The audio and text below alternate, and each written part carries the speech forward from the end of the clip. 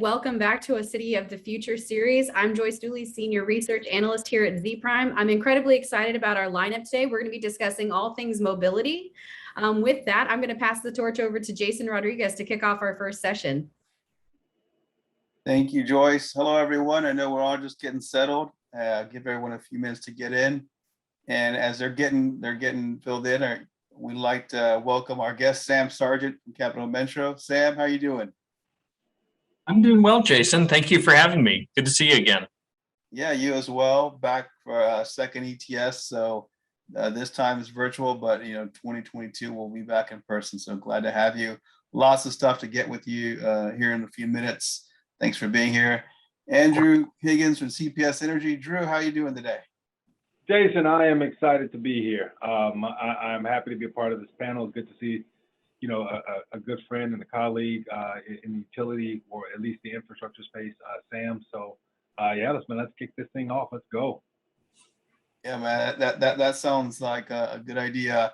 Just to note to our audience as you come in, well, we got a great session. We got a good amount of time today, so we do want you to get in as many questions as Sam and Drew as you can. So feel free to, when questions come to mind, please get them in the chat after we get through a few questions here. We want to give at least another 15-20 minutes dedicated to audience questions, just to get some good engagement going. So we do encourage you guys to ask questions and ask them early so we can get to them here shortly. So with that, we'll just jump right into it. There's a lot going on, I think, both for Drew and Sam. So maybe starting off here, Sam, I think big news, kind of just give it to you guys. Congrats.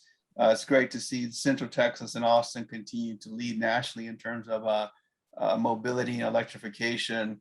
So Sam, I just want to see if you want to start us off with the big announcement coming out from yesterday. I know you guys have been working hard, and tell us a little bit about that.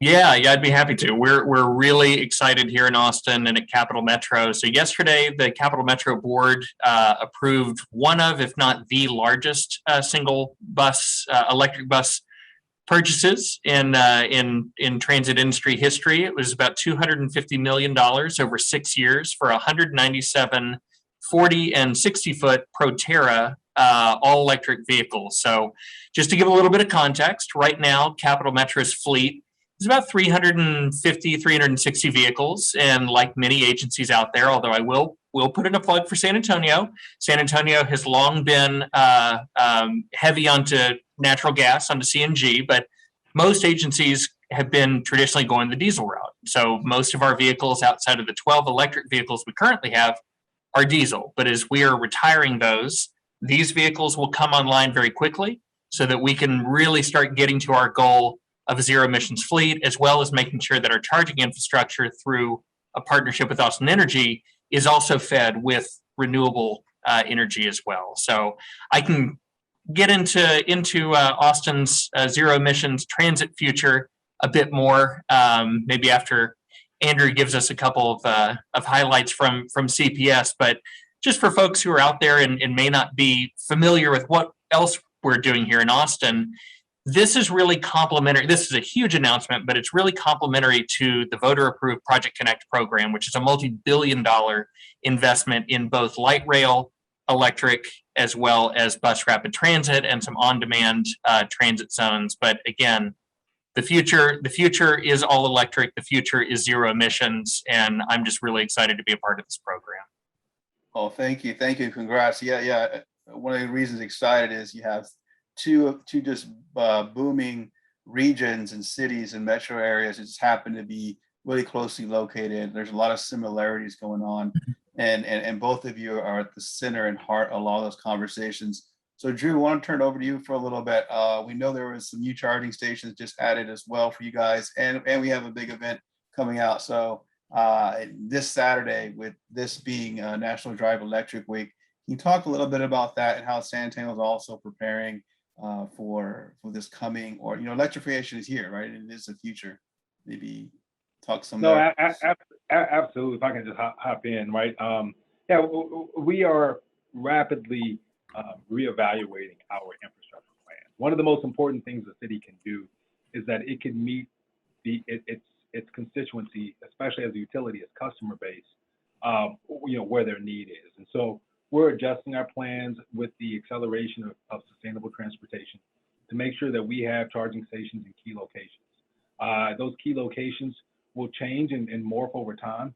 But looking at other cities, looking at Austin and what Austin Energy has done, looking at San Diego, looking at what San Diego Gas and Electric has done, we see this evolution of electrification happening, and the behaviors of the customer are changing based upon things like the range of electric vehicles, charging speed of electric vehicles. But this goes well beyond just kind of the consumer vehicles, well into the fleet and industrial vehicles, right?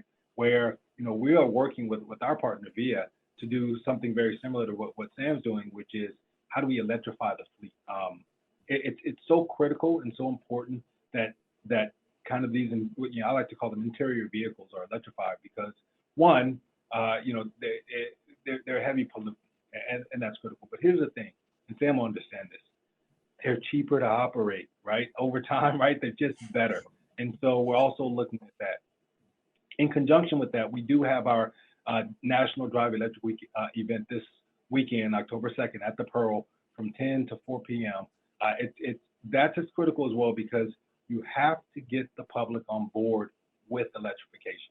This is not something you can do in the opposition to public interest. They have to be completely on board and aware. And there's still a lot of skepticism, even with the advent of the modern electric car and the popularity of Tesla and Volkswagen's changing business model. There's still a lot of education that has to be done, and it happens at every level. And so National Drive Electric Week is a great time to get out, meet our customers, in a friendly, non-threatening environment, and show them the benefits of electrification. Oh, thank you. Yeah, and just for all you out there, our team at Zpryme is very fortunate to work with both cities very closely, and both are highly collaborative. It's friendly competition to drive each community forward. But what I can also say 100% that each very knows their communities very well. And that goes a long way, and also speaks to the success and the different rates that they're going and how fast they can go. So that's a big kudos to those communities and those agencies who work across there, and they learn from each other too, which is why I think having sessions like this are so valuable. So Sam, just quickly, there was a question in there. I wanted to see if you can answer it about V to G. That might be an Austin Energy question, but you can take that one. But also would love both of you just to tap into, I think a big part of this session is just how can these broader government investments that hopefully within a week the Congress will have something out there, how can those help advance fleet electrification? So Sam, start with you. I would say we are trying to incorporate V2G. I think that it's still fairly early in our planning for that. I mean, we've been so focused on not only just this bus procurement, but also setting up our on-site at our maintenance facility charging infrastructure. So I would say that it's probably part of a medium to long range partnership with Austin Energy and with the city of Austin to try to get to that point. So I think we've been taking baby steps, as our CEO has said, crawl, walk, run. I mean, we are not only trying to advance the technology of our transit system here far more rapidly than I think folks would have thought maybe 5 and certainly 10 years ago. And we need to integrate that into the fabric of the city and into the infrastructure that the city of Austin has out there. So it's a good question. I unfortunately don't have a more detailed answer at this time. But I think that there are a lot of opportunities out there. We're also going to be in a position, just with the nature of these vehicles, and especially the way that they are used, especially 40 and 60-foot buses, especially during winter and summer months with the topography of Austin, where there's also going to be a lot of opportunities to upgrade charging infrastructure, not just for transit necessarily, although that's going to be our focus from the start, for inline and end-of-line charging. And our hope is that we can get into public-private partnerships, or potentially just have city or Capital Metro owned facilities where not only are these vehicles being charged en route, but the infrastructure is there for members of the community to make use of. It's a very good question. I wish I had a more clear answer at this time, but I would say that's where we are. Thank you. And then maybe add some context about these government investments that will be coming to different communities. How can they help, and then how can communities and cities and maybe utilities what we should be doing now to prepare to tap into some of these programs? In terms of some of the federal investments that are coming down the pipeline? The federal investments, yes. Sure. Yeah. I mean, I think from my end, and I think that Drew did a good job of sort of teeing up this theme. When you're talking about bringing people around to electric vehicles, in a lot of ways, he and I are in similar positions in similar but different industries, where I like to think of us as being evangelists for transit, for electrification, for electric mobility, zero emission mobility generally. And that requires a lot of education, and folks don't know what they don't know. And it behooves us both on the agency sides, but also folks out there in the community, business people, residents, you name it, to get out there and share what they know with their neighbors and with their policymakers, so that people realize that there is this groundswell of interest in and demand for this type of infrastructure. And I think it's also the same goes for making sure that members of local congressional and state legislative delegations are aware of the interest that's out there in the community to tap into and request these resources. The folks who are going to be able to access some of the money that is proposed in the infrastructure bill on our end, it could be transit, but I know that there's also a lot of money in there proposed for EV.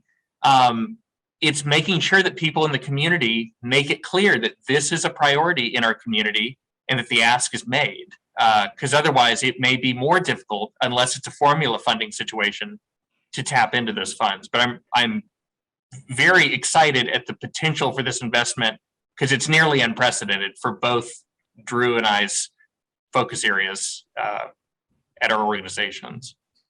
Yeah, Drew, if you can expand on that. And also there was a question just for those V to G in plain English, I think is the question there, would be helpful for some context. Okay, so I'll just hop in and I'll start off with saying that electric vehicles will make up over 40% of electric vehicles sold by 2030, probably 2027, right? We have to do our part to make sure that our customers, can take advantage of all those benefits. All the benefits that transportation electrification can deliver, whether that's reduction in local pollutants, and this is I'll talk about that in a second, but also just saving thousands of dollars in maintenance and fuel costs, or as far as TCO goes, total cost of ownership, and that includes kind of public transportation, e-mobility, whether it's e-bikes or scooters, everything that involves point-to-point transportation. When it's electrified, gets better, and that's better for multinodal better, right? It's environmentally better. It's better for economies, both personal as well as communal. And with this, we have to kind of make sure we keep that global kind of perspective. As we look, in the near term, 2025, to Sam's point, there's still a lot of there's a lot of convincing, a lot of educating, a lot of touch points that we have to make. And I'm going to address, and forgive me, Jason, I'm going to skip. I saw one comment in the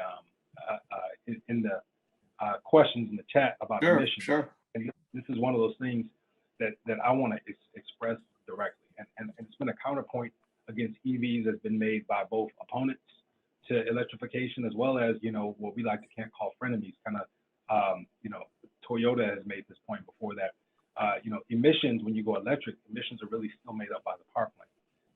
And the reason why it's such a convincing argument, because it's partially true, but it's disingenuous, right? Because there's a couple of things. One, emissions from transportation are hyper local, like they're in the neighborhoods, right? You're breathing them in.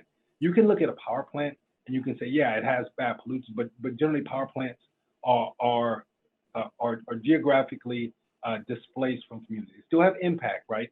Especially on low marginalized community, but it's not even it's infinitesimal compared to the dramatic impact of transportation pollution on local and marginalized communities. As vehicles get older, their pollution doesn't reduce. It only gets worse, right? As catalytic converters break down and emissions get worse. And if you look at the average age of a vehicle in low to marginalized environments, they're 10 years and upwards. And they're just pushing out pollutants. And this is why one of the primary causes of asthma rates and things like that. And so that hyperlocal pollution has an even more immediate impact in climate change, right? That is directly impacting the viability of a community. That being said, additionally, the cost to maintain and operate those vehicles it basically continues to rise as they get older. And so when you look at electrification as a kind of a multi-point solution, you can say electrification is good for high-end communities, middle-class communities, and low to moderate income communities. Super important that we say that message. There is no relative negative when you look at going from internal combustion engines to electric vehicles, and that's on any form of transportation. It's all positive. Even yes, there are still pollutants coming from power generation, but it's a different scale. And especially when we look at things like charging at night when wind is high on the grid, or charging anytime off peak, where we can use a lot of renewables. And I'm going to pause there. Thank you. Sam, would love for you to chime in on that, but also you Sure. mentioned the Project Connect strategy, and it's really central to what Austin's doing too. Mhm. And maybe talk a little bit about that, because I think it encompasses all the elements that we're talking about, and just a good lesson from the chat. And thank you for putting in there. There's this whole new lexicon that residents, industry folks, I can talk to electric folk and use those, but when we're now like cross-pollinating these ideas to move forward, it's going to become more difficult. So that's a great suggestion about the acronyms. So just want to point that out there, just because that's the new world we're living in and learning Sure. all together. But Sam, turn it over to you there, just to see what points come out to you. I think that is a very good point. When I talked earlier about the idea of being on my end, being an evangelist for transit here, it is a lot of education. I won't say that it's selling, but it's a lot of education.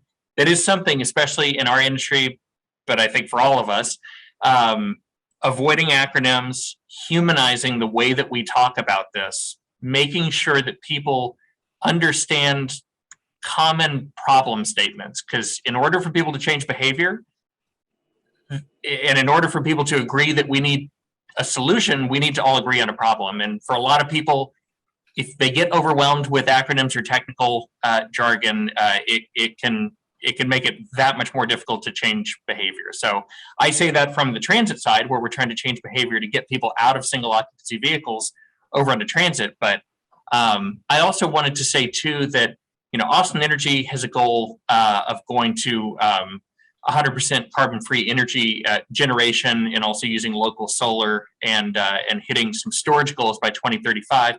And one of part of that goal, which is part of the Austin Shines program, includes a V2G component. But again, unfortunately, I don't know the exact details of it. I do know that around the industry, there have been discussions of how to make best use, especially overnight, of large electric vehicle charging yards. And right now, there's only a couple of transit agencies out there that have large electric fleets. Foothill Transit is one. There are a couple in Southern California. but we're ultimately going to have a fairly sizable one. And I know that Proterra has worked with a couple of school districts around the country to do some testing of a vehicle to grid, and I'll have to do a little bit of research to see how that's been going. But it's definitely intriguing, especially as we grow the fleet and we build these new maintenance facilities to accommodate both new light rail, but especially these battery electric buses. But so Project Connect, it is really a turning point, I think, for Austin as we change behavior. And something that I often like to show when it's more of a slide deck oriented presentation is what we call the geometry of transit. And again, it's showing people that there's a problem that they can very quickly wrap their heads around, even if they're not otherwise interested in transit. And it's just talking about how we have a finite amount of space and we need to accommodate more people and move them more efficiently. And so I think it has taken a while, but the vote, which was a 57 to 43% vote in favor of the $7.1 billion Project Connect program, which will be implemented over the next 13 to 15 years, it was really the community saying, we get that there is an issue. We get that our growth has outstripped our infrastructure. And I think that a large component of that was also excitement about getting the infrastructure in place and putting the dollars out there to electrify our transit fleet and to hopefully bring down the 29 or 30% of emissions that come from transportation, including diesel buses, of course. So it's really exciting that Austin is investing this heavily in what is hands down its single largest infrastructure project in its history. And it's going to be a very exciting decade to come. And it's an interesting time as well, because there are so many advances in transit vehicle, rail and rubber tire technology. But because of the timelines on the procurements for these vehicles, we'll be locking in a lot of them in the next couple of years, just as we're going to do with the planning and construction of our new electric bus facilities and a new maintenance campus that will have battery storage and other capabilities. Okay, if I can kind of chime in, there's a couple of things on that I want to touch on, and one is, we need to deconstruct kind of the narrative around EVs and multimodal transportation. We need to make it easy to digest, right? And so, I'm going to harp on one thing and kind of touch on it is the fact that cities, as we continue to grow, we continue to lay more concrete. We continue to kind of put in this infrastructure for, personal vehicles, cars, trucks, and really, as we look back, we know that might not be the best pathway forward. We look at, if you look at Houston, they're really pushing back on that now because they see things known as heat islands, where there's so much concrete that the average temperature can be 4 or 5 degrees higher than a similar area that has green spaces. And so, when you look at, how cities are formed, one of the things that you, as a utility and as someone who's transportation adjacent, I want to encourage to the greatest extent possible multimodal transportation. And I believe and if anyone knows what that means, that to get to point A to point B doesn't mean you hop in a car and you go from point A to point B. It means that you may take a bus, take a ride share, take a bus and a ride share, take a bus and hop on a scooter or an e-bike in order to get to your destination. We see the impact to the environment of multimodal transportation being very positive in the long run, as there's not a overabundance of vehicles, that there's not this unutilized inventory of vehicles that are just sitting in driveways. We think that's a positive. Additionally, we know that it's enabled by electrification. These multimodal transports don't work as well if they're powered by gasoline. There was a recent study done that said, ride shares actually pollute more because a lot of times they'll be sitting and idling, waiting on a fee, a rider, right? And so, as we look at how we design our infrastructure, and we look at how we design kind of our architecture for electrification and e-mobility, we need that all to be taken into account. And things like electric buses are a critical key and component to that, because every single kind of we'll call it non-zero emitting transportation device that we pull off kind of the market, it just gets us that much closer, and it's literally going to be one for one until we get to a point where we can take a deep breath and it be nice and clean. But that's kind of where we are. Other than that, I do want to address another comment in there around what we're going to do with all the batteries for all these scooters and bikes and cars and buses. And recently there was a guy by the name of J.B. Straubel. He used to work at Tesla, and he started a company called Redwood Recycling. They believe that a core component of battery sustainability, the battery sustainability equation, is that every single battery can be recycled. We know enough now to do the recycling, and there's enough value in every single battery for us to recycle.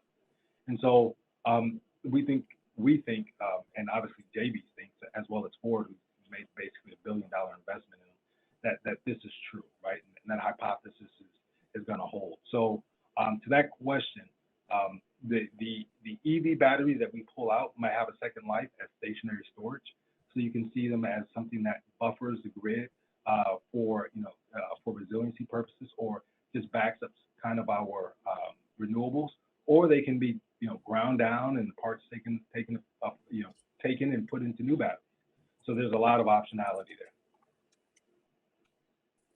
Thank you. And Sam, like, just a little bit about on that piece is where there's all, especially going back to the bus and the whole process of doing that. I'm sure all these questions came into a lot of that. Can you maybe talk a little bit about how that process came, the vetting process? This is new technology, such a large investment, because I'm sure several questions, just as we're getting here, you guys factored in several of these, but also the broader assessment of how you do this with new technology. And there's a lot of undefineds, right? There's a lot of unknowns that we're all working in. And that's a very difficult decision, purchasing 200 versus purchasing the traditional 200, because you can project expenses and labor and all those. Maybe chime in on there to give some lessons to those who will be evaluating such proposals soon. Yeah, absolutely. It's it is nearly unprecedented, I would say, in the history of public transportation in this country, to be sitting at a point where you're talking about changing what fuels your fleet, which means that you are also changing how you do, life cycle cost estimates, how you train your maintenance staff, how you train your operators, how you plan for nearly everything. I mean, I think that one of the few examples I could even conceive of would be, sometime after World War II, when major railroads started saying, all right, we're going to transition from oil and steam over to diesel locomotives. I mean, it is that big of a change to be talking about not just upgrading your diesel bus vehicle or getting a more efficient diesel vehicle, but overhauling your maintenance shops, of training the workforce for the next decade and beyond, because it won't be immediate, but it won't be that long before we have much less of a need for diesel maintenance. We're always going to have a need for our skilled mechanical staff.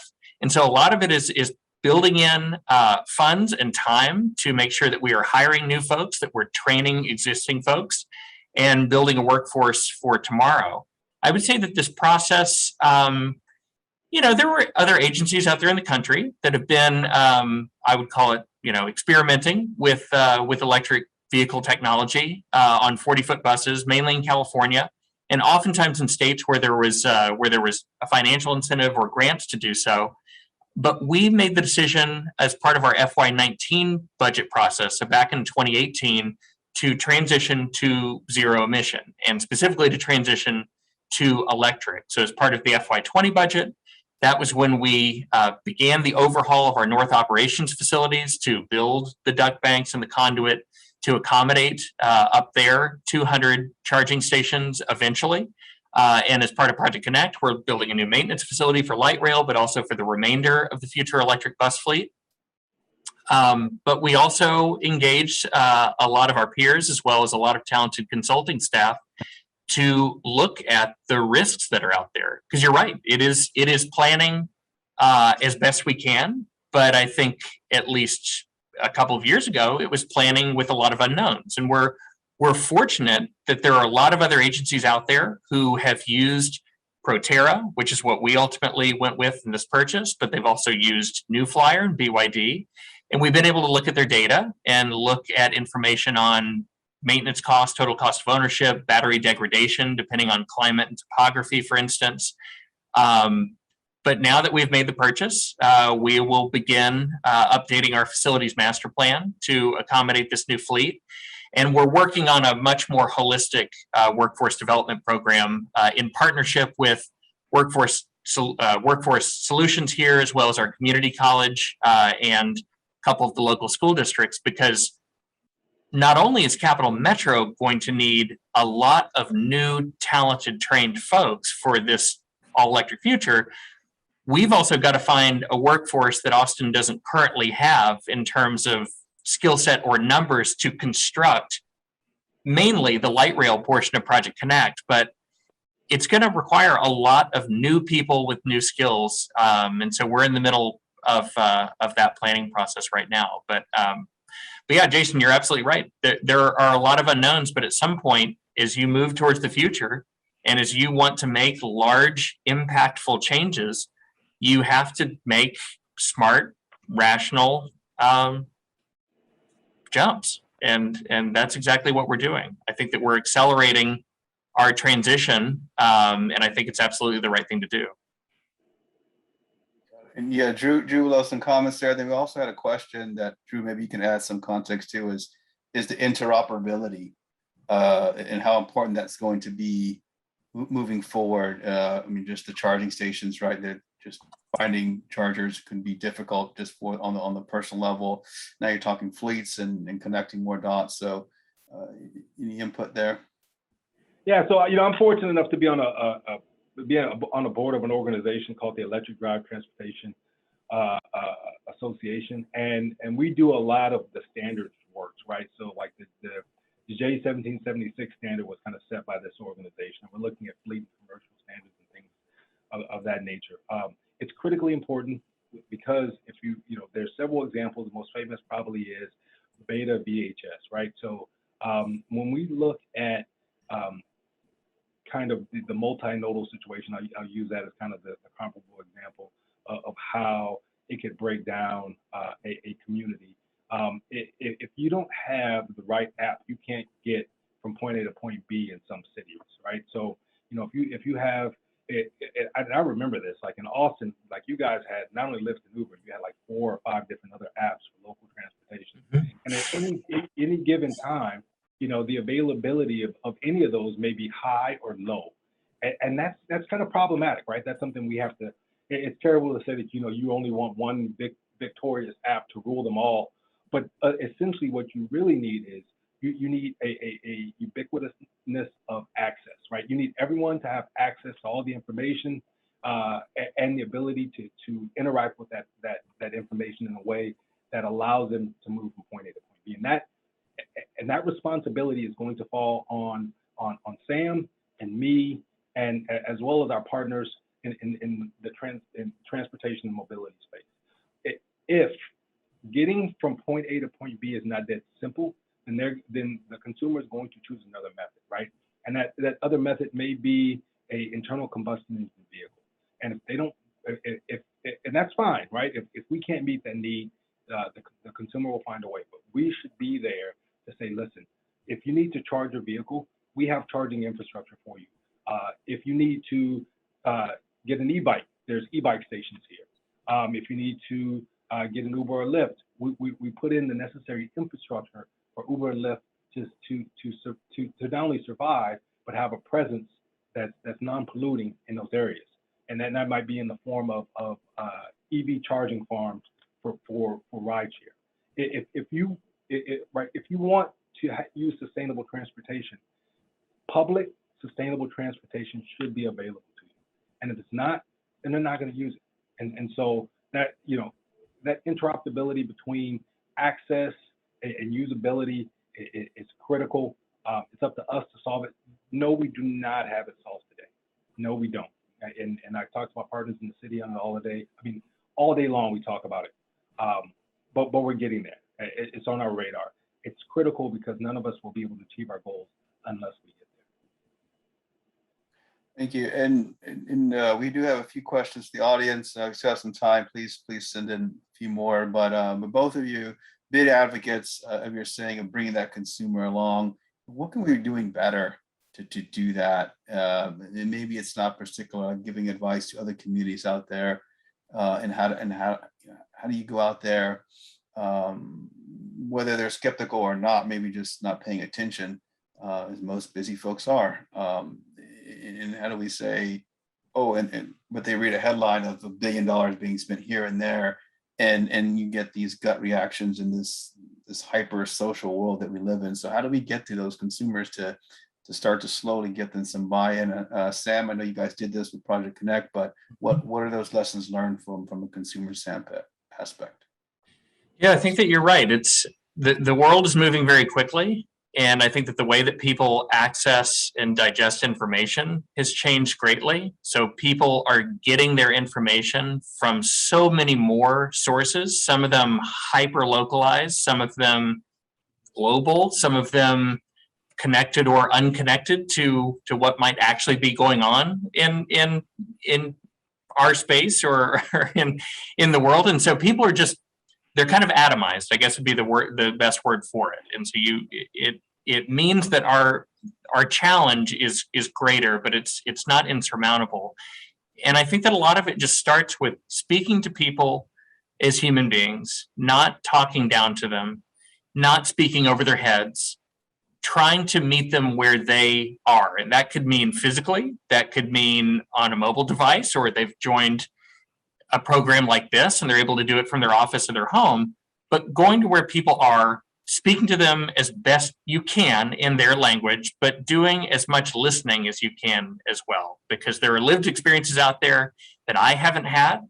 And so in order for me to gain trust from those folks to talk either about a very large investment in fleet electrification, or to talk about a very large investment in light rail infrastructure, or just the ongoing investment for operations and maintenance for transit, I've got to listen and understand, how much does this person know?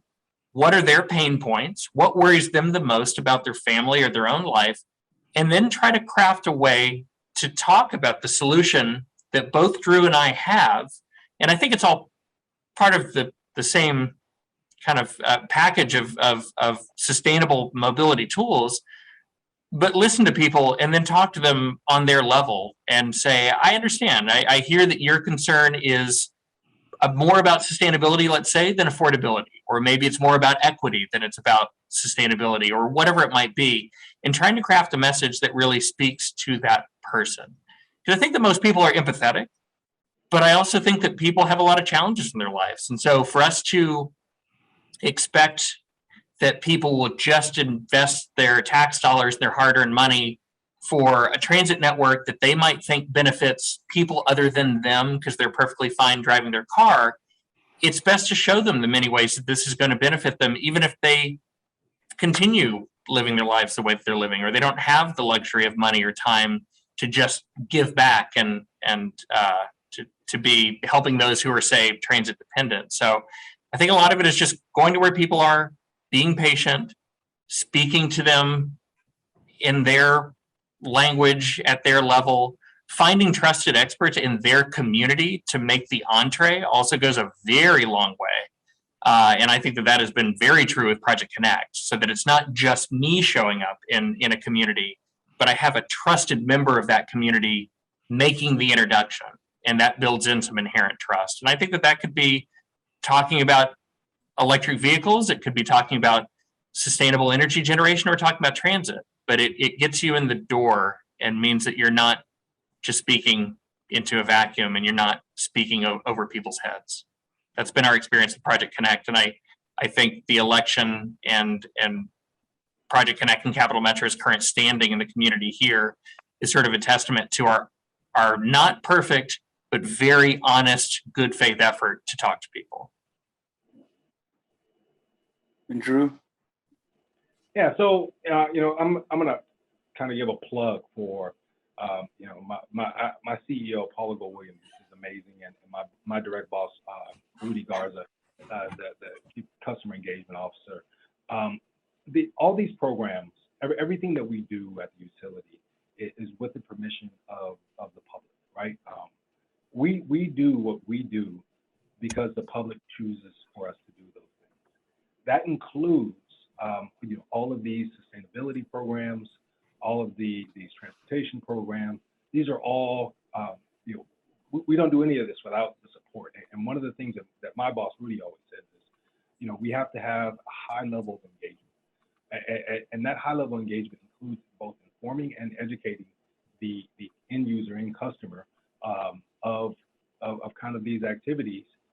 And to Sam's point, whether this is meeting them where they are physically or meeting them where they are from a kind of a mental perspective. That's kind of what we have to do, right? We have to educate, we have to advocate, and essentially sooner than later, we're going to have to abdicate some of the responsibility for these things after they've grown enough, right? And so, like with this event we're having on Saturday, these events won't last forever. They're going to be here until we get a critical mass, and then we're going to move on and move into something else. That's our responsibility. That's our role. As a public utility, we serve at the pleasure of the public, and I want to make sure everyone understands that if the public doesn't want something, then we won't do it. But the public has been clear on this. They want cleaner air, right? They want cleaner transportation. They didn't tell us how to do it. They just said that's what they want. So now we're going to figure out how to get it. Thank you both. Two good questions here. Drew and Sam, you both take one here. From Alec Moore, you see it there in the chat. Projects, large ones, take longer than we materialize. I mean, I-35, that's a never-ending one for those of you who live in Central Texas. Most questions is, are there strategies on how to keep the public, especially vocal constituencies, how do you keep them engaged and informed over the long term to avoid this discussion fatigue? Well, I think that our long term is going to be over the course of this coming decade, but I know from talking to colleagues in Seattle, Los Angeles, Denver, Dallas, other places that have done, at least on the transit side, have done these heavy investments that have required a lot of patience on the part of the public, who you are building this for. It requires continuous engagement, and I think that it requires giving those vocal members of the public or people who are adjacent to the to the project, who are oftentimes the most vocal, making sure that they feel a sense of ownership over the project and over its outcome. Because I think that goes a long way, again, towards building trust. It's being there when they call. It is checking in with them regularly. It is giving them a reason to be excited about the future, but also to understand any pain that may occur or inconvenience that may occur during the process. You've got to find a lot of different ways to keep people interested and keep people excited, so that they come along on the journey with you. And I think the cities that have been able to not only execute these large capital programs, but then to keep some support out there in the community as they go into operations or maybe even into expansions, have done a really good job of building that sense of ownership. I think that that's really important. I think it kind of tugs at the heartstrings in just the right way. Go ahead. I'd like to chime in on that. This is Disney World. Like 50th anniversary of Disney World. I think it's this week, right? One of the things that stuck with me that Walt Disney said was that this is a journey that has no end. We'll constantly recreate both the experience as well as the infrastructure. And that is essentially what a utility is doing. We've seen more advances in the past 20 years than in the past 100 in terms of innovations that impact the average everyday citizen when it comes to your local utility, especially on the electric side. It's just been mesmerizing, the pace and speed of innovation. If you look at what's required of a utility now, your communication, your devices are powered by your utility. I remember when I was a kid growing up in Houston, the power went out, the phone still worked. Like that, just kind of think of that paradigm, right? And that's no longer the case. And now we're moving to a point where now if the power goes out, you might have transportation issues in the long term, right? I want to caveat that because I am not saying that electric vehicles are bad because of power outages, especially with the winter storm. I think they perform actually better than internal combustion engines. But Jason, that is a whole nother story that we can have, and I can go hours and hours. But I will say these conversations have to be continuous with our communities, and it has to be about where the utility is going and what it can offer. And I think what we as a utility can offer to our constituents, our customers right now is exponentially greater than it was even 10 years ago. And we'll continue to be there for them. We'll continue to communicate and expound upon those benefits. But we're here to make a cleaner, better environment and place to live and a better community. Thank you both. You have like an extra minute here. So I did see a question in the chat that I thought was important to answer.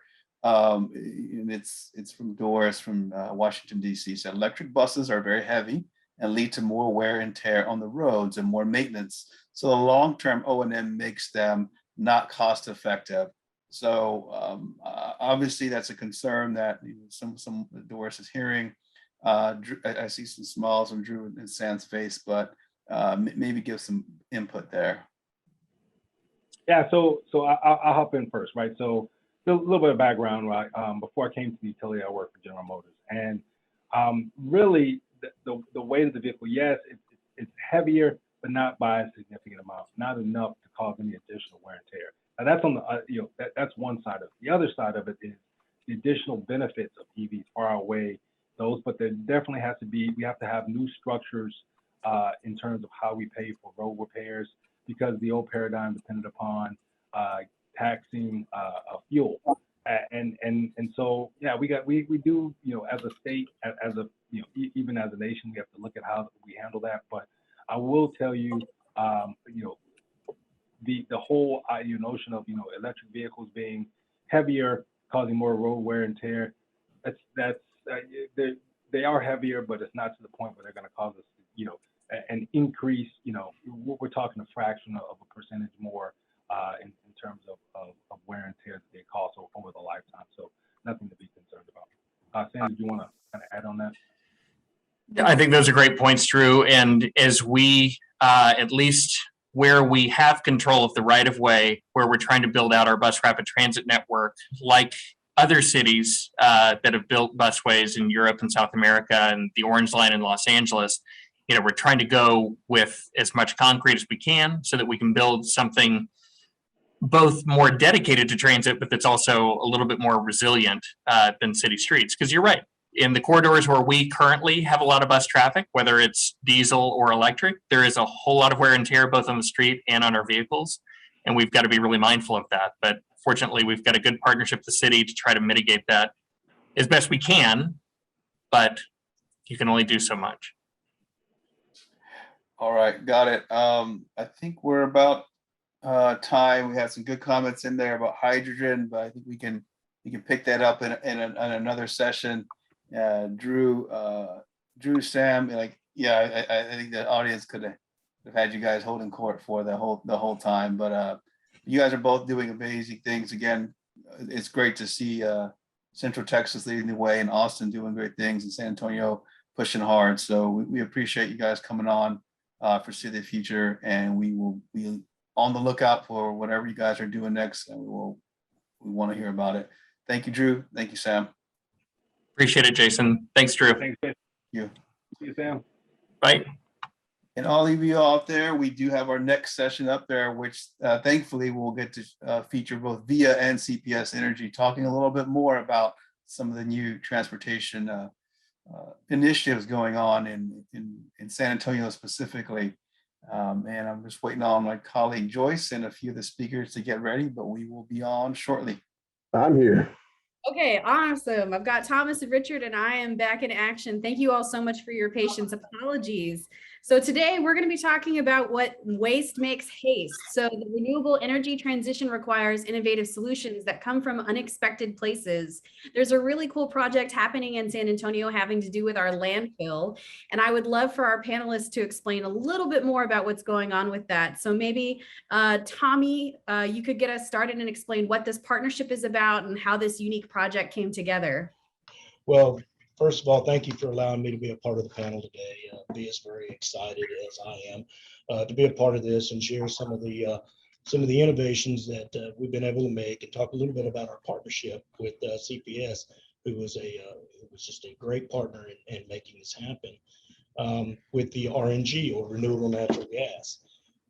First of all, I'll give you a little background on what RNG is. It's a biogas that's produced from existing waste streams, including food waste, animal waste, or crop residues.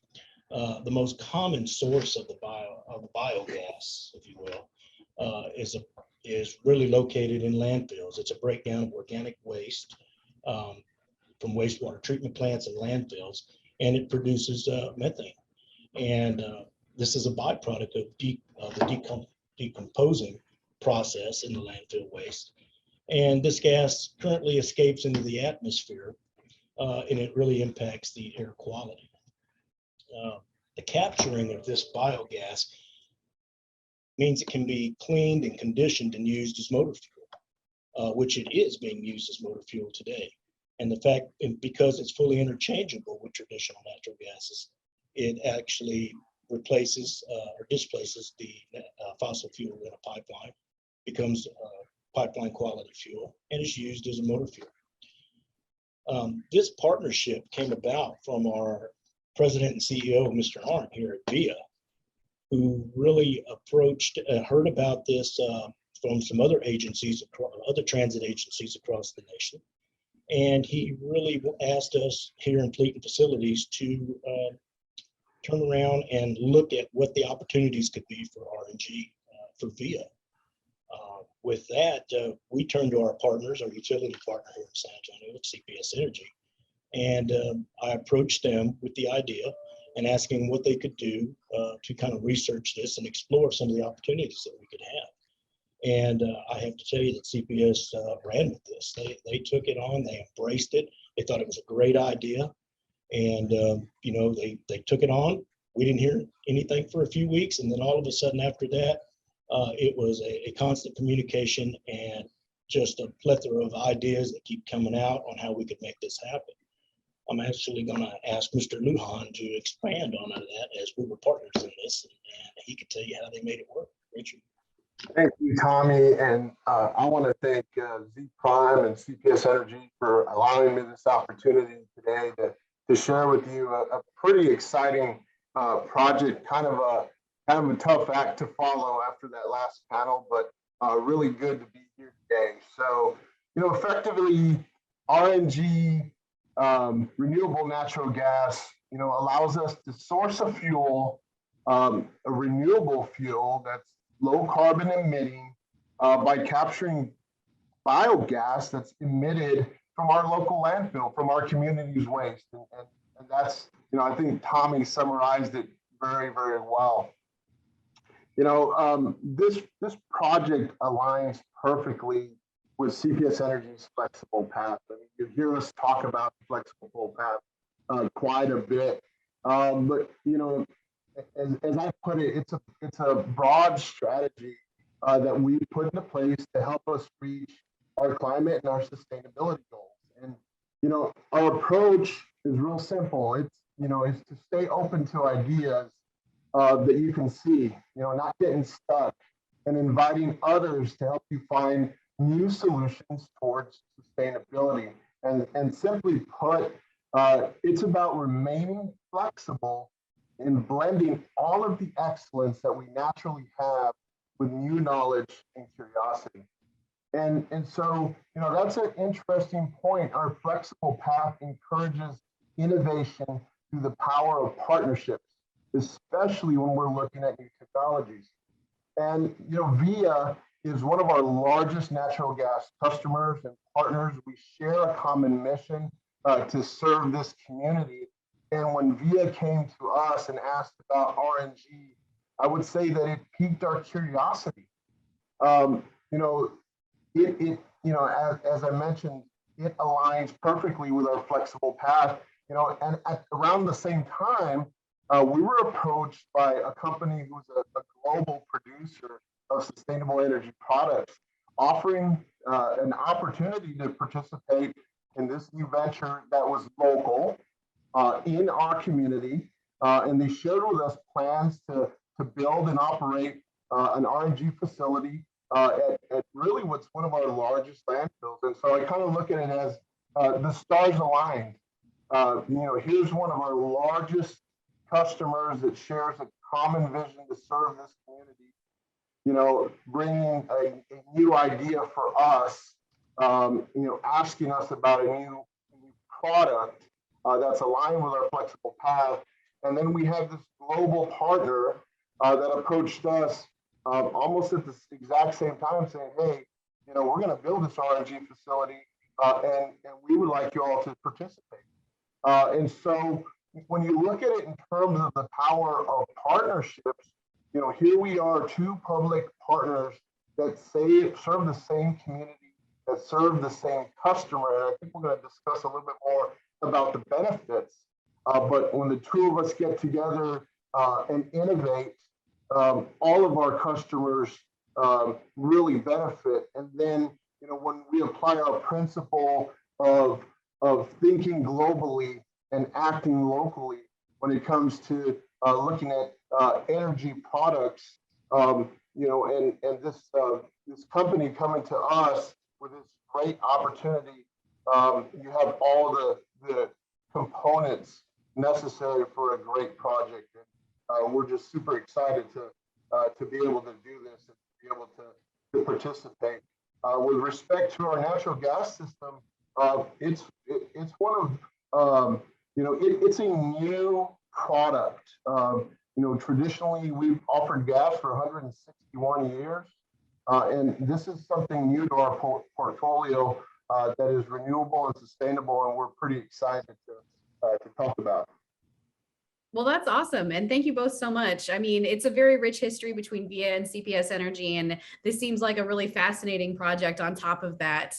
So what kinds of opportunities come with RNG and who ultimately benefits? Richard? So, talk a lot about, our community and our customers. Ultimately, as we talk about what RNG is, effectively, you're capturing biogas, you're capturing methane that would otherwise be emitted into the atmosphere. You're processing it, you're purifying it, and you're making it interchangeable with traditional natural gas. That comes from fossil fuel sources. So in terms of lowering our carbon footprint, reducing our emissions, the community as a whole, benefits significantly. The other component to this, though, is that there is a financial benefit as well. Generating, utilizing RNG, producing RNG, and providing RNG to a transportation customer allows for the generation of something called renewable identification numbers. It gets a little technical, but in short, it's a EPA energy policy that obligates refiners and importers to blend fossil fuels to meet a certain quota of renewable fuel based on the volume of fuel they produce. And when a importer or refiner can't produce the fossil fuels, they're allowed to go and purchase them on an energy market that is managed by the EPA. And so in this case, when RNG, which again is virtually the same as our natural gas, is used in a transportation vehicle, you can RINs are generated. And so as part of this partnership, both CPS Energy and VIA will be able to share in these RIN revenues, which really allows us to save costs for our customers. It allows us to reinvest, as we move forward and reinvest in continued innovation. And really, it's something, it's a reward for taking action here locally. I mean, it's pretty significant when you can work towards your sustainability goals and get a financial reward from it while you're doing it. It just makes it easier. I mean, we're all trying to cut costs and save money, and in many ways, this incentivizes continued innovation and progress. So a huge benefit for our customers in terms of that aspect as well. Thank you so much, Richard. Tommy, anything to add? We know that this program is environmentally responsible by addressing climate change from a global standpoint. VIA runs roughly 400 CNG buses today. So, by displacing these fossil fuel with renewable natural gas, it really helps us to reduce the carbon footprint that we have today and improving air quality in a city that is near non-attainment at this point. It also addresses some of the concerns that are in the city's cap plan that are there, becoming carbon neutral. So we know that we're impacting that area with the 600,000 MMBTUs that we use a year in natural gas. So we know that's there. So that's a huge piece. So really the city and all the same customers that CPS have, we have those same customers. So it benefits all of us from that air quality improvement that we do. Richard mentioned some of the financial benefits that are out there, and absolutely there are financial benefits out there that really for the volume of gas that we do use and the revenue share program that's there. Really, that helps offset our cost, our operating costs for VIA as a whole, and that really gives us the opportunity to invest in other sustainable technologies that are out there, and we can look at other opportunities that are there because of the massive savings that we get on the fuel side. So as a whole, I think the entire community benefits from that. All of us benefit from that, and I think from a global standpoint, we're doing our part to help reduce global emissions.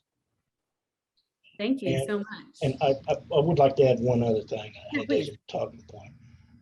The one unique thing about this partnership is that when we approached CPS, we knew that we would have an opportunity after CPS came to us with some details, that this particular program would really impact San Antonio specifically because we were sourcing the renewable natural gas from a local landfill.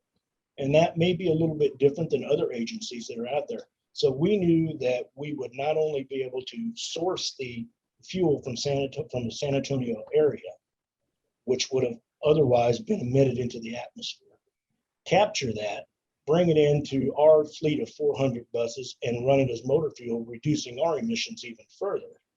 We knew that it would impact everyone in this area. So this unique piece of being able to source it locally was really a really great part of this program that really got a lot of people's attention and helped support it. No, absolutely. What were some of the challenges that you overcame to make this, a reality, Tommy? Well, I think that there's a lot of challenges that came in the very beginning. Education being one, as a lot of people were not familiar with this type of technology that's out there. There was a lot of concern about the quality of gas that would come through. How would it be cleaned up? Would it, truly be pipeline quality gas with the same BTU values that are there? Would it be clean enough to run in our engines and not have a negative impact on the reliability of our buses in any way, shape, or form? So we did our homework on that. We talked to other agencies. We looked around. We understood what the impact would be, and it was an acceptable risk at this point for the benefit, because the benefit truly outweighed the risk of us having any issues with engine components reliability that was there. So we knew that educating more and more people would be the key to getting support to this. We know that Texas is an energy producing state. So there was a lot of questions surrounding that. Where does it come from? How does it compare? And, at the same time, we looked at, the best parts of this would be that we can honestly say that it wasn't impacting our engines any. And we had some examples out there. People asked, well, what's going to happen is are your emissions going to smell like trash? That was a real concern that came along, because they wanted to know how the engines would burn the fuel. So after we got past that part of the education piece, people understood how the gas was already there. It was an existing source, how we would be able to capture it using this technology. We started getting a lot of buy-in. Then we knew how it aligned with CPS's ideas on what their vision is for what type of fuel that they wanted to produce, or another part of their portfolio. And after we got a lot of people on board with that, and they understood how the process would work, and then again, coupling it with, hey, we're doing it locally, people were really happy about that. There were concerns about, how much gas can these landfills produce? And, we did some studies on that to make sure that it was sustainable. If we were partnering with CPS on this, would we be able to continue to run that kind of fuel? So after we got everybody feeling pretty comfortable about that, the rest of it was pretty easy to sell. Great, thank you so much. Richard, what were some of the challenges that stuck out to you? I would say similar to Tommy, we spent a great deal of time working with our partner VIA to help educate them on this. But, for us, we had to start at ground zero. I think the learning curve was significant, and we really had to figure out how RNG is being used in utility systems, making sure that it's safe, making sure that it truly is compatible, making sure that it meets our standards. Tommy mentioned some of the questions that we were asked. This process, we really treat RNG as another source of natural gas. It's fed into our distribution system, and it's intermixed with all the other gas that's out there. So really from Tommy's perspective, he sees the same natural gas that he's used to. The difference is that, VIA will be allocated all of the gas that we receive from the RNG facility. And so really we had to learn all of that from the ground up. But, again, I can't emphasize enough the power of partnerships. We had, our global partner there with us, educating us, showing us, turning us on to some great resources. There's a lot of information out there, and really RNG is really starting to pick up in the country. So I would just say mainly that learning curve, and then kind of going through all the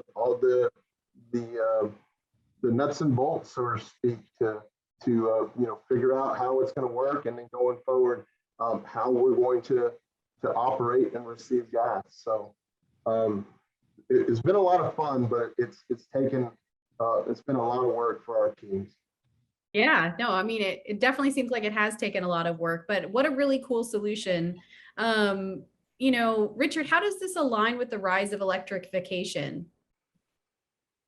So that's a good question. I think the short answer is, as we just heard in the discussion, the prior discussion, the future of transportation is electrification. But I eventually, there's a lot of hurdles, obviously, that have to be overcome. But I would say that, you know, one of the goals of electrification is reducing that carbon footprint and sustainability. And we're sharing the same goal here. And, you know, the difference is for us, it's something that's here today. It's something that we can do now to reduce the impact on this community. And it's definitely something that, you know, we can take advantage of, you know, in the near future as we continue to innovate in our industry. And again, we're remaining flexible to all the solutions that are out there. And I know Tommy has some insights as well. Well, I know that this town's big enough for both of us. I can tell you that, both gas and electrical. There is an extreme amount of interest in electric vehicles in our industry, as you've heard several times today, probably. And we share that same vision here. Richard mentioned that we are in this for the long haul here. Is this technology is a proven technology. It's here today, and it has a positive impact on the environment immediately right now. We do believe that you know, the technology will advance and we'll be able to run in parallel. VIA is already starting to explore several different options with electrical vehicles. Actually have some on order today that we'll be putting in service, you know, early next year. So we're excited about that. We know that's going to be a big part of our future energy and on our propulsion needs that we have.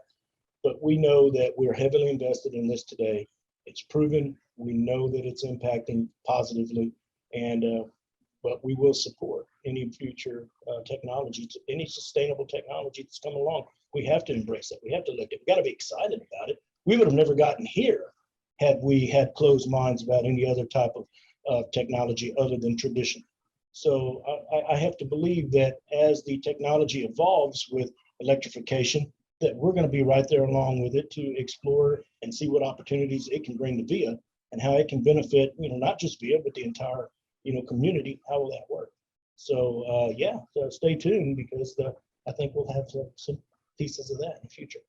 You know, to add something to that, you know, the natural gas industry also continues to evolve. You know, we're RNG is a big topic of discussion in the industry, and again, you know, looking to the future on how to improve, how to reduce emissions, and even looking into the evolution of gas technologies, you know, such as the hydrogen, the whole discussion on hydrogen, the hydrogen economy, and using existing infrastructure. And so again, you know, we need to remain flexible, and you know, in this industry, we continue to also work to improve, and I think there's opportunities, you know, to continue that evolution and to find solutions, you know, as we move forward. Awesome. Thank you both so much. We have time for just one quick question. So, you know, what advice would you give to cities that are just starting out, or, you know, municipal organizations that are just starting out on a project like this? Richard? So, you know, I started with the discussion and kind of the celebration of our partnerships. You know, there's so much that has been learned, and so much. There's been a lot of growth through this project, and I don't think it would be possible if VIA hadn't come to us and said, "Hey, would you take a look at that?" And you know, I think our flexible path strategy has enabled that, you know, curiosity to say, "Hey, look, this looks like it makes sense," and you know, then the power of partnerships with, you know, our global partner, you know, coming to us and saying, here's an opportunity, you know, to you know, for you, for one of your largest customers, and even for that company as well, you know, making a huge economic impact to this community. while, helping us meet our climate and sustainability goals. So, engage, be curious, I guess I would say, and look for opportunities to engage in partnerships, to help you innovate. Fantastic. Thank you. And Tommy, any advice? Just keep an open mind, because these type of partnerships, when you approach them, you never know what it's going to produce. Even some of the wildest ideas that you may have, keep an open mind about it, because when you create these partnerships with other municipalities that will do things that have the same community, same customers, it's amazing all the other unrelated projects and ideas that we embrace with one another and we support one another on. It's not just these type of projects, but they're across the board on what we're able to do. And the relationship that we have with CPS is just an amazing. They are an amazing partner for us, and we've reached out to them for several things. And so that made, when we have a great idea like we had with the RNG, it made it much easier to approach them and have some real meaningful dialogue around, can we make this happen? We pushed all the introductions aside and just talked as colleagues and said, what can we do to make this happen? And it was just amazing, the brain power that came out and the support and the willingness from each one of us to say, we can do this, we can make a difference in this community, and we can really take this technology, push it forward, and put it on the map for us. So that would not have happened as easily had we not had the relationship we have with CPS Energy. Awesome. Well, thank you both so much for your time today. And despite the technology issues, I think we had a really fruitful discussion. So I appreciate your patience. Up next, is an e-bike revolution on the horizon? Dylan Lockwood's going to be leading that conversation here in just a minute. Thank you. Thank you. Thank you. Thank you.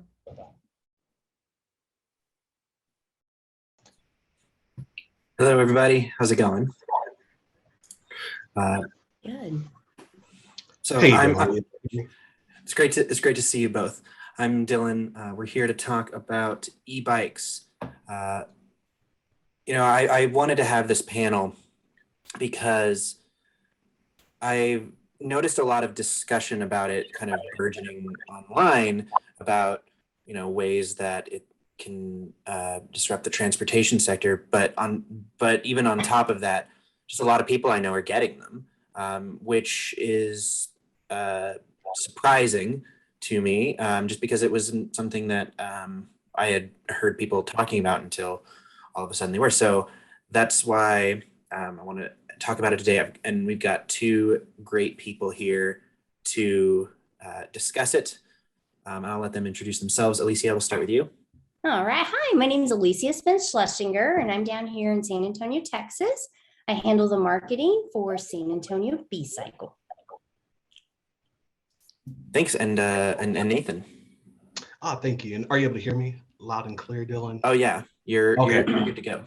Nice. It's a pleasure to be here. Thanks for that, Dylan. My name's Nathan Richardson here in Austin, Texas. I'm operations lead of emerging technologies as far as our electric vehicle department at Austin Energy.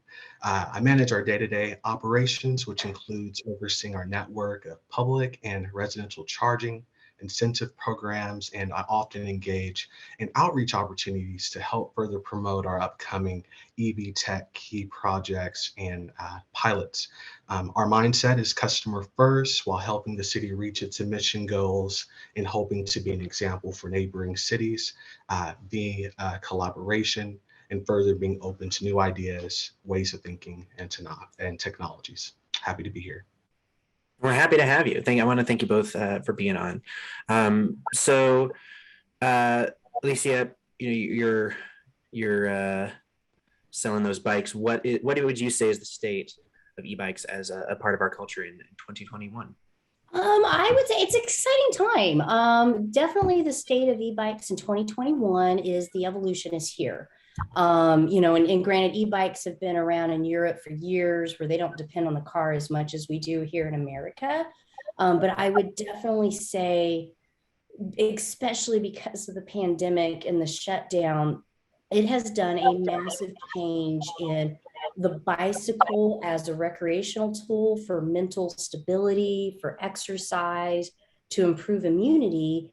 And somehow that magical combination of being forced to not go anywhere, but it being considered safe to be outside, really opened the door for e-bikes, for people to realize the e-bike is the next best thing for a bicycle. And us being a public bike share, we're in the process of, we only offer e-bikes. So that's one little small step, I feel like, the public bike share system in helping this evolution come to America and come to fruition this year. Yeah, that makes a lot of sense. Nathan, do you have a similar take? Yeah, and it's a very interesting question. The state of e-bikes is part of culture, especially now with everything going on. We did our best to try to answer that question directly. We recently ran a short survey regarding our current electric ride rebate customers, and we've been running an e-bike purchase program incentive offering for nearly 10 years now to help promote the advancement of those e-bikes. And I'll be sure to elaborate more on that as we move further along our discussion. However, the survey results themselves were just impactful, especially having the ability to directly engage our customers during such the pandemic. The survey was launched to better understand buying behaviors. It told us that electric bikes are a form of empowerment and having additional options to commute while being environmentally conscious at the exact same time. Customers are happy with the idea of just having those options. As an electric ride a user, you have that range impact. You can get 50 plus miles depending on the model. You can even get more range than that with plenty of range to spare. Yeah, that's pretty interesting. One thing I'm thinking about is, e-bikes in as opposed to a regular bike. One thing I heard from my next door neighbors who just got some e-bikes is they really appreciate, because we live up on a big hill. So to get to and from town, they have to go down and then back up a big hill at the end of the day. And it just helps kind of with tackling that. So that was an interesting thought. There's an interesting thought. Maybe, down in Texas where things are a little bit flatter, that's maybe not as much of a consideration. But that was just something I thought was interesting. Nathan, I'm going to pass it right back to you. You laid out some rudimentary stuff, but like at the heart of it, what's really driving e-bike adoption, do you think? Yeah, Dylan, that's another good point. I would say plenty. We can spend this entire segment on that point alone. However, to summarize, it again is that flexibility factor. There's so many models to choose from to fit your commuter needs. Recently, with the pandemic especially, folks are wanting to spend as much outdoor quality time as possible safely without having to maybe hop on a crowded bus. And it's a win-win, really, being able to skip using the potential gas vehicle to get a bit of exercise while having an enjoyable experience at the same time is a win-win. And also, even if you're not wanting to break a sweat, there's still an e-bike model for you. So just those key flexibilities.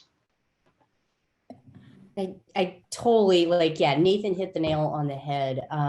One thing I thought about this morning that I think also helps a lot is the advancement, the technology of the batteries. Because I remember 10 years ago, e-bikes, so I drive a Vespa scooter.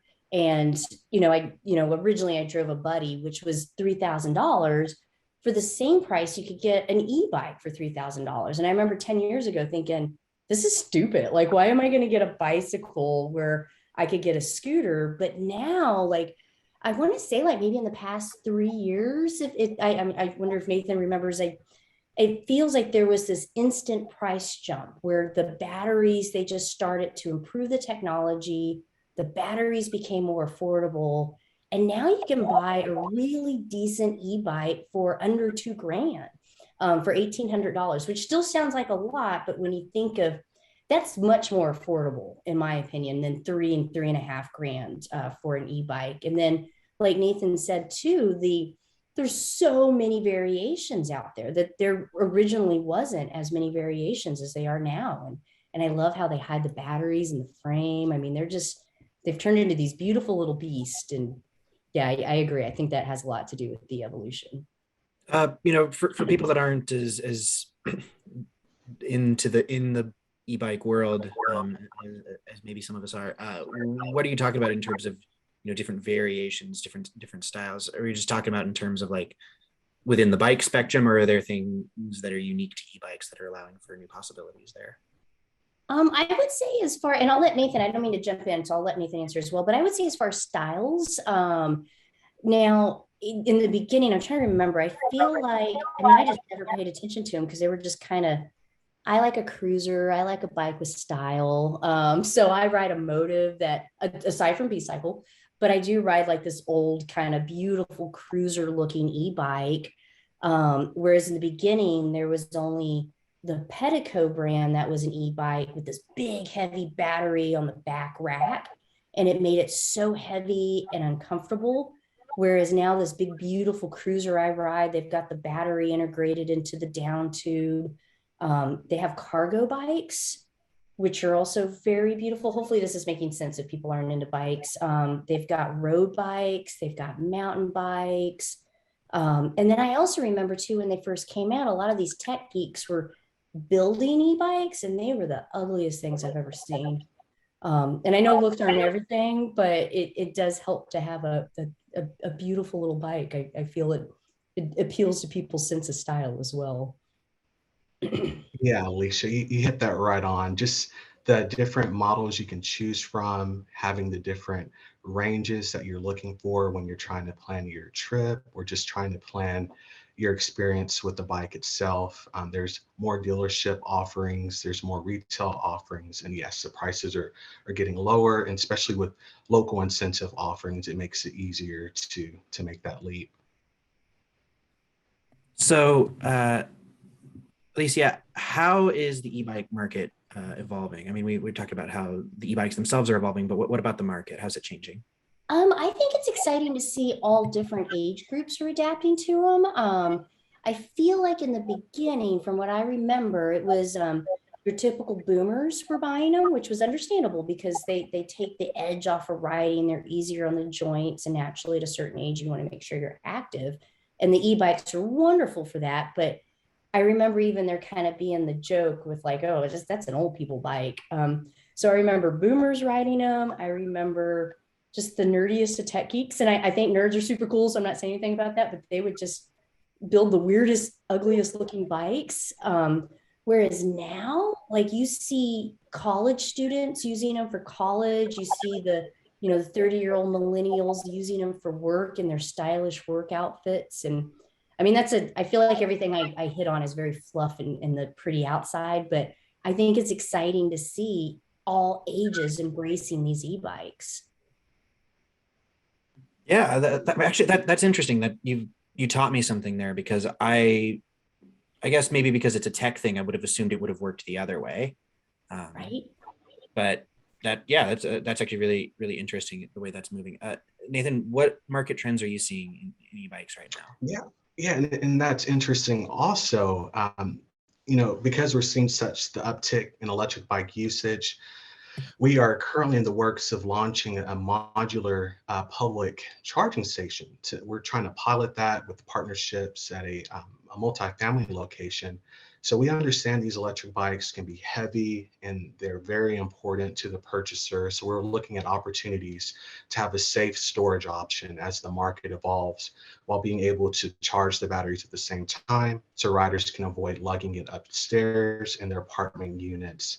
And so on. So yeah, as the market is evolving, we're trying to provide a charging solution because we know they can be pretty bulky and provide a safe storage option at the same time, as we're seeing more of the bikes themselves on the road.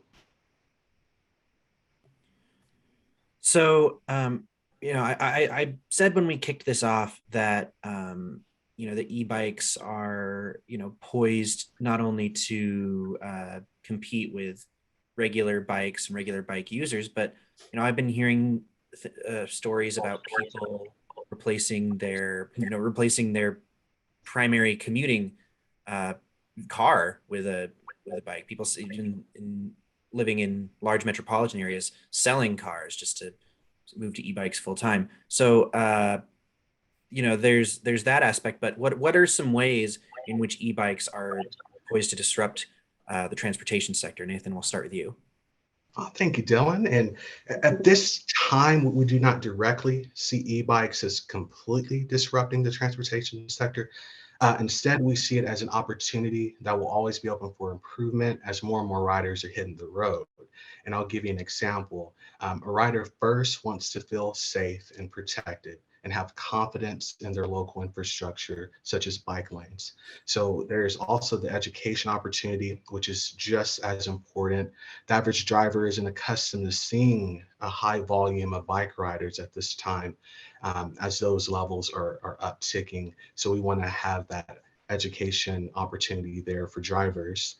And I know these are the plan, and I know these are in the plans of Austin Transportation as they're completing their goals, as this will always be part of the discussion, as safety is very important. So Dylan, to directly answer that question, Austin Transportation is looking directly at the safety aspect, because as more and more riders are on the road, we want to have new behaviors in mind for our drivers and just making sure that the infrastructure is fair for everyone. That was a hard one to follow up with. You killed it. I would say my answer is super simple. I feel like the way e-bikes, because he's right, like it hasn't made a disruption yet, but it will. And I feel like it will because they're just fun to ride. You want to ride them. And on top of that, you're exercising and there's just something about like even a 15-20 minute ride, it clears your head, it reduces your stress. That in combination with it being fun, it's so natural to want to not drive your car that day if you can avoid it. If the weather's great and you can ride your bike and you don't have to carry a lot of stuff, although you can on your bikes. But it's so much more motivating to get on an e-bike and go to work than it is a regular bike. I mean, a regular bike is just as fun, but there's going to be those certain hills and it's going to be hot and you don't want to sweat. Whereas e-bikes just get rid of all that. You're still exercising and you're just having fun. You can't beat it. Yeah. So I'm just curious, Alicia, to follow up there. You said that it hasn't made a disruption yet, but it will eventually. So what form will that take? What will that sort of look like? I mean, I imagine you got a little bit of a taste of it over the last year because e-bike sales. I'm looking at a Forbes statistic right now, which says that e-bike sales were up 23% in 2020 versus 2019. So, I imagine part of that is COVID driven. So, with that expansion there, what is it actually going to mean for cities? What's it or how is it? Okay, so what's it going to mean for cities so bear with me because I got two questions out of that. So, tackle them one at a time. Sorry, that's my style. I sometimes conflate things. I was already my answer. I was like, well, I would say as far as like getting it to the point where it becomes a disruption, it's just a matter of, like Nathan said, more education and getting more people on bikes.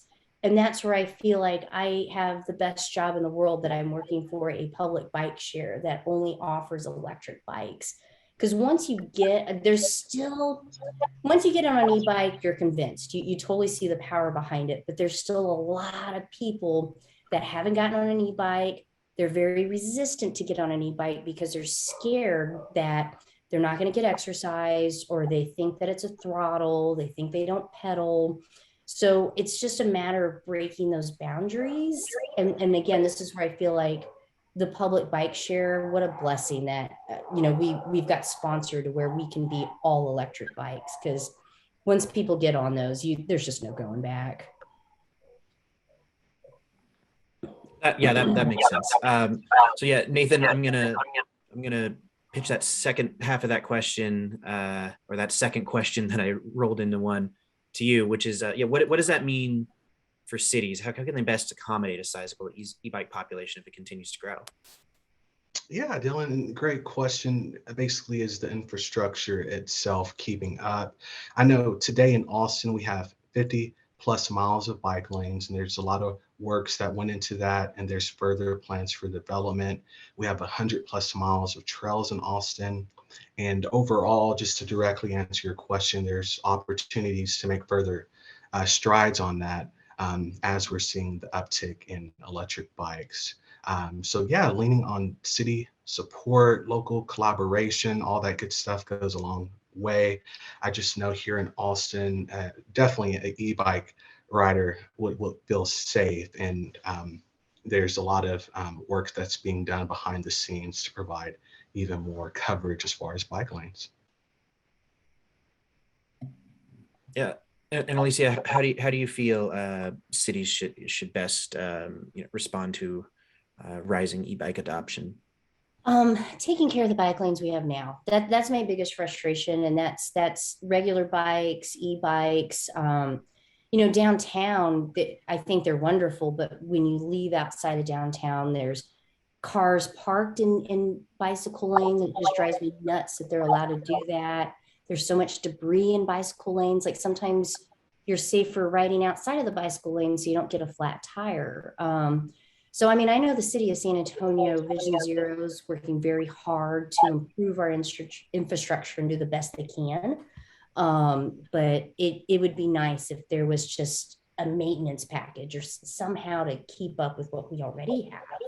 And Nathan nails it. I mean, it's the rider wants to feel safe. I mean, I've been riding downtown for like 20 something years, so I'm super comfortable with it. It doesn't faze me, but I'm not the average rider. You can never be too old to start commuting on a bicycle, and people need to feel safe. No, that's really true. And actually, let me please indulge me for a second. I'm gonna drop this blur I've got going on. So right behind me here, you can see I've got an ordinary bike, but I don't use it for commuting as much because I work from home, but I don't use it as often as I should for the simple reason that using a bike, riding a bike in downtown Spokane can feel really treacherous. I think I told you in preparation an anecdote that I used to work for a sandwich delivery company in downtown, and I didn't do any of the deliveries, but all of the people who did the deliveries, the bike sandwich deliveries, they all had stories about being ridden off the road and injured by angry drivers. And you can kind of and you can minimize those hostile interactions and just the overall stress of being a slower operated vehicle on the road by maintaining that kind of infrastructure. I think you're very correct that is hugely important. But I'm also interested in how Nathan, and how you're working on that at Austin Energy, because you're not in charge of bike lanes, but I mean, what do e-bikes mean for your business utility wise? Great question, Dylan. As far as Austin Energy's relationship with e-bikes, I thank you again for asking that. Austin Energy offers individual customers rebate assistance to purchase qualifying e-bikes, but we don't stop there. We offer rebate assistance for electric scooters, mopeds, electric motorcycles, has 2 to 3 wheels, it's electric, you name it. We try to be very accommodating to give as many transportation options as possible. And also Austin Energy is offering eligible businesses and organization fleet rebate assistance as well. So if you have a business and you have your employees, they're interested in e-bikes, e-scooters, you name it, we try to provide coverage for them as well, and making fleet partnerships along the way with the local city offerings there. And overall, Dylan, we've been keeping our rebate program alive for nearly 10 years now. So overall, it's just incredible to see where we are today and how our incentive program has grown.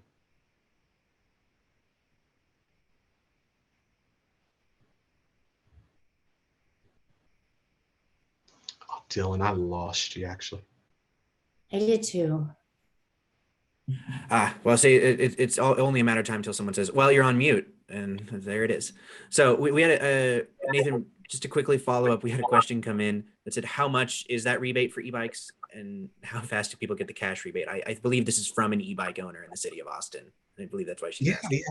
Yeah, as far as the rebate turnaround, we try to do it as quickly as possible, on average 4 to 6 weeks as far as expectation on rebate delivery. And for a purchase, the average rebate would be $300 for the individual. There you go, get that money, Laurel. It's right there, it's on the table for you. Alicia, we had another question come in. I'm going to direct to you, which is what is the typical life cycle of an e-bike? Can the battery be replaced similar to a car? What's that process like? Oh, I may not be the best person to ask this. My husband would be, because he owns an e-bike store. So, I mean, I would say, so what I do know through firsthand experience, I ride my personal e-bike down the Mission Reach every morning. So the Mission Reach is about a 17-mile ride to and back from my house. So on one single charge, I can ride that about 3 times. But now granted, and this is where my husband gets all tech geeked out, there's the 36 volt, there's the 46 volt. So it comes down into the voltage of the batteries, and that determines your lifespan. But yes, I do know that you can change out the battery.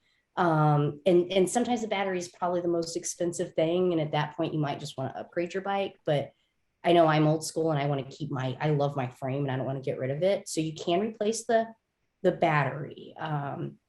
Hopefully that answers. And I apologize, I'm not the best, I can sell the experience with the bike.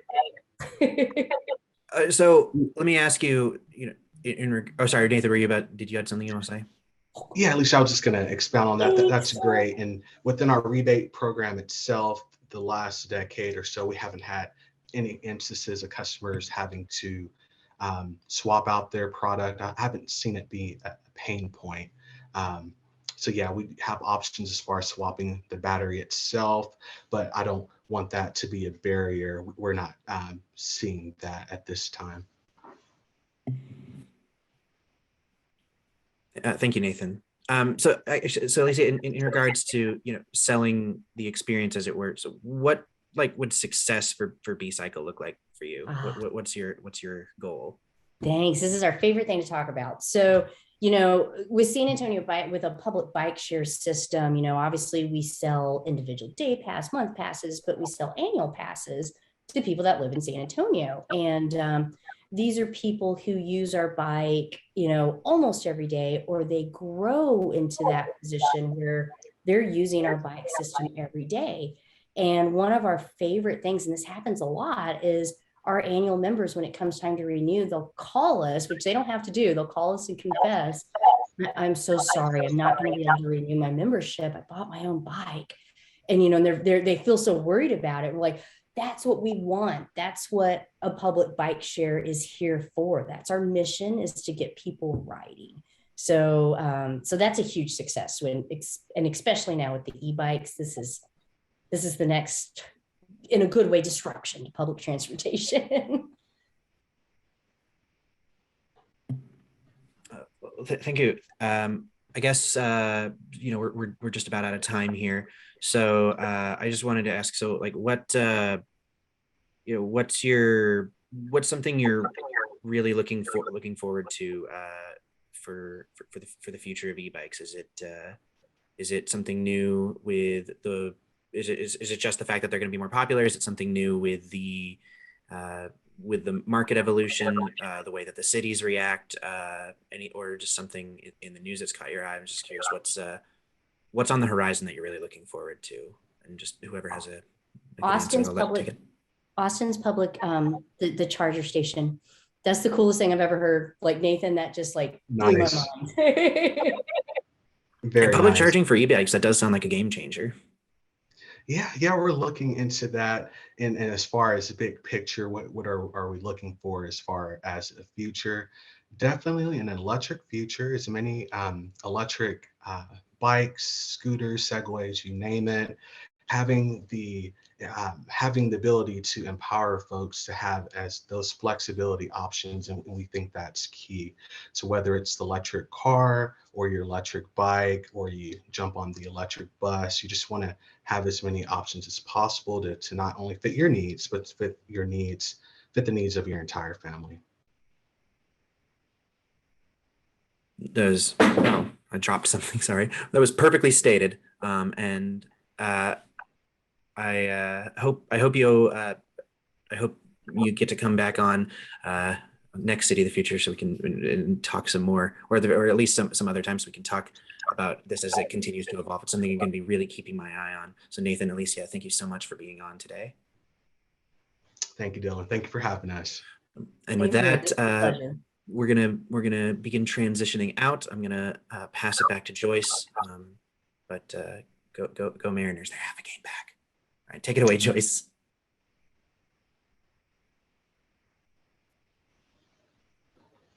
Great. Thank you so much, Dylan and Jason and all of our guests today. I think this was a really successful City of the Future session talking about all things mobility. With that, be sure to join us next month as we continue to wrap up our City of the Future series. And with that, everyone have a great day.